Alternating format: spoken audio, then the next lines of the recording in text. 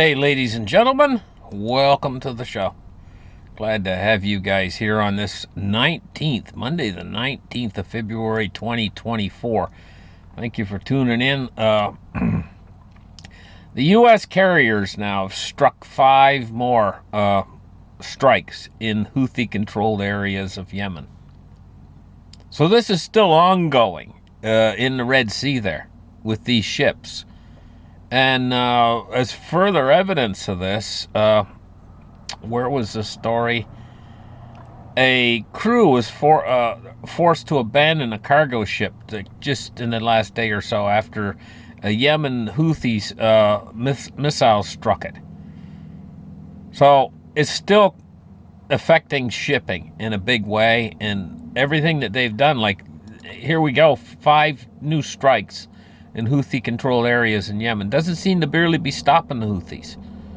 So this is an ongoing situation that's going to affect very negatively prices of things, especially when it comes to shipping. So shipping costs are going to go up. Now Trump is facing multi-million-dollar fines. So what he's doing now is he's selling shoes, and he's got these sneakers, and he's holding them here, and they've got an American flag, or sort of looks like an American flag, up on around the heel, and they're gold. They're gold with red soles. They're really pretty looking sneakers. It says here, for most of presidential campaign, Donald Trump is okay. Forget about that. That's rhetoric. Trump appears at sneaker.com, a footwear convention for shoe aficionados and collectors in Philadelphia this weekend, where he introduced his latest business venture, high-top shoes and sneakers. Now, here's a picture of this. I wonder if I can get that enlarged. You can see them better. But they're gold as gold can be. You know what? Thought just went through my mind. They might become collector's items. Those gold sneakers. People collect things like that. Things that are very different and unique, and maybe not that many of them. I don't know how many they're going to make. They're called Never Surrender High Tops. They might become collector's items at some point in the future. We're going to have to wait and see on that one. Now, the Russian fighter jets can lob 250 glide bombs in just 2 days, and they're demolishing Ukrainian defenses. It says here that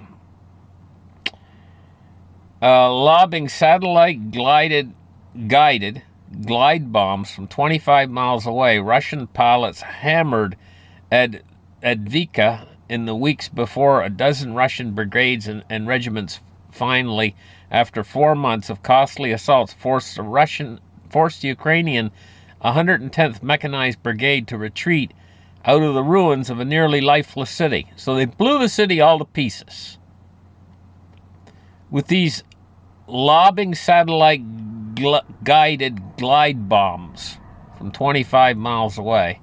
And it says, now that the Russians finally figured out how to support their ground troops from the air, expect them to repeat this tactic in other sectors of the 600-mile front line.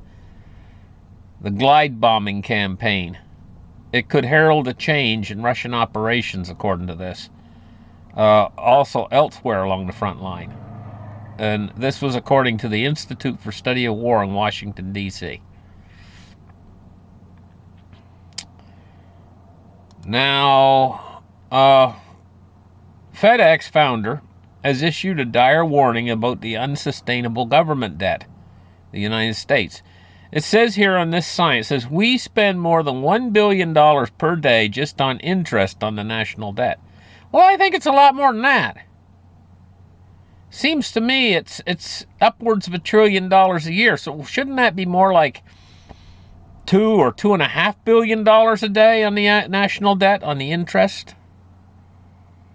I know it's more than 365 billion a year. It's more than that, because that's what that would be, a billion a day. So maybe that sign's 4 or 5 years old. I don't know.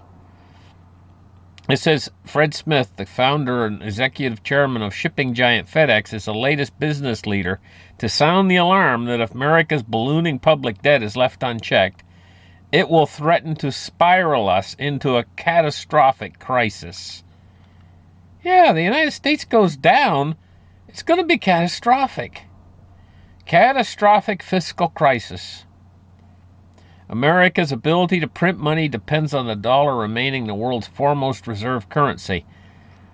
But that is increasingly at risk. Now see, I'll tell you guys. I think it was about a year, maybe 2 years ago. Was it Fred Druckenmiller? One of the it may not have been him. It might have been somebody else. Somebody said that in 30 years, the United States is going to lose the world reserve currency status. That's what they said back then, about 2 years ago.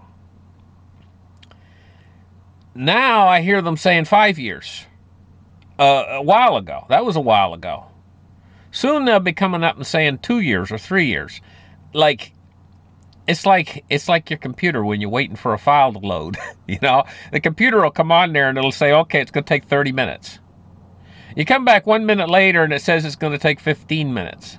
You come back 1 minute later and it says it's only going to take 1 more minute. Just, you can't go by that. It depends, the situation, it depends on how the situation's evolving. And I know that it's taken a long time. I know that I've been on this channel saying, hey, this is coming for a long time. And it did take longer than I thought. So I'm a little bit too quick. I thought it was going to come a lot quicker. It is taking a bit longer. But it's not taking as long as they're thinking it's going to take. So they're thinking it was way out there in the future, and I was thinking it was right on us, and really the real truth is it's somewhere in between, but a lot shorter and quicker than we think it's going to be. It says the so-called BRICS alliance, Brazil, Russia, India, China, have set out on a deliberate course to dethrone the dollar. And this is very true. But the global Ponzi scheme of the dollar is already on that course. He says here, I don't think the budget needs to be balanced. The U.S. budget does not need to be balanced and be on a physically sustainable path. Who says that? Mrs. Yellen. Well, that's just going to chart us to it even faster, you know? They don't have a clue. Powell and Yellen, they're in there right now, and they are like, what can I say, you know? We're headed toward a fiscal crisis, more than a cliff. This thing is going to turn sour at a certain point. And how it's going to turn sour is with the destruction of the dollar. I am been thinking of the possibilities in the past 24 hours. What if we go into a rather sudden hyperinflation rather than something slow? And all it would take to trigger that is, sure, things seem fine right now. But what if all of a sudden these banks start to go down big time, a lot of them, not just one or two like Silicon Valley Bank and whatever, you know, just a couple of them went down. What if a dozen or more of them go down suddenly? And because of this, they're all heavily invested, and these smaller institutions and stuff are all heavily invested in the commercial real estate market, which is, it's losing half of its value, for crying out loud. Now, what about when it starts to transfer into the regular real estate market, you know? How long can these house prices hold up at these high, when people can't afford to buy homes and stuff, you know? And so, and people are losing their credit worthiness, like, so the whole thing is starting to sink all at once. It's all, because it's all sinking at the same speed and same level all across the system. It's kind of going unnoticed until it doesn't go unnoticed. And at that point, hey, the Fed would come in to the rescue. Hey, they have to. Because once it really starts to sink and sink fast, they got to prop it back up. And they're withdrawing the liquidity out. And they have been through these programs like quantitative tightening, etc., raising interest rates, etc. They've been withdrawing liquidity out of the system. And sure, that can go along good for a long time. What it reminds me of is like the puddles that form up in, if you've lived in Canada or you've lived in the northern states, you know, in the wintertime, you'll get a cold night and ice will form on a puddle. And then if water drains out of that puddle, you know, it'll form this crust of ice on top. Kids love to break those. They love to jump on that ice and shatter it. You know, but the water's drained out from underneath it. So that's like liquidity, that water draining out from underneath it. And then all you got is this thin veneer of ice with nothing underneath it supporting it. That's what's happened now to the system. The liquidity's drained out from underneath, but there's this thin veneer supporting the markets and everything else. And what would show that veneer up, just like a kid jumping on top of the puddle and shattering the ice, is if we do get some sort of unstable situation with a banking crisis or something, and then if the Fed comes in to rescue, this time, with big bailouts or whatever they do, they're going to accelerate this inflation. Now, this inflation has a tipping point, and that comes when people start to finally lose confidence, and that creates a cascading effect, which could trigger us into a rather quick hyperinflation instead of something slow, because they've put it off for so long. At this point, we could be dealing with something that would come in quickly and take people by surprise. Boy, would it ever. Now, silver price today is $22.93. It's down 46 cents for absolutely no reason. But that's it. It's fluctuating in this range that it's been in. It's range bound. The reason why is the paper silver. You know, they're still able to manipulate those markets. And we have this situation happening with this lack of liquidity in the system, you know? And so it's creating a lot of volatility. Taking a look at the gold price today, and gold is up $2.60 at 2015. So that makes the ratio, even because gold's up today, silver's down, that even increases the ratio. I think it was 81 to 1. Now maybe it's 82 to 1. I don't know, but I do know that ratio is really out of skew. Taking a look at cryptocurrency today. Crypto's doing good, 52,040. Ethereum's at 29.27. XRP's at 58 cents. Or is that 56 cents? I think it's 56 cents. So your top cryptos are doing real good today. Dow Jones Industrial Average today is off by 145 points. So 145 points to the downside at 38,627.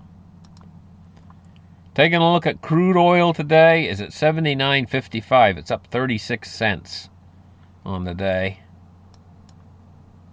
Bonds and rates. U.S. Treasuries, and the yield is going up today. And we're looking at a U.S. 10-year at 4.28. It's up 4.1 basis points. And the U.S. 30-year is at 4.43, and it's up 1.6 basis points. And taking a look at the dollar index, we're just waiting for it to come in here. There it is. It's going up today, but very slowly. It's at 104.3. It's been your show for today. Thank you very much for watching. Appreciate my audience out there. Push those thumbs up buttons, and you guys have a great afternoon. Bye-bye.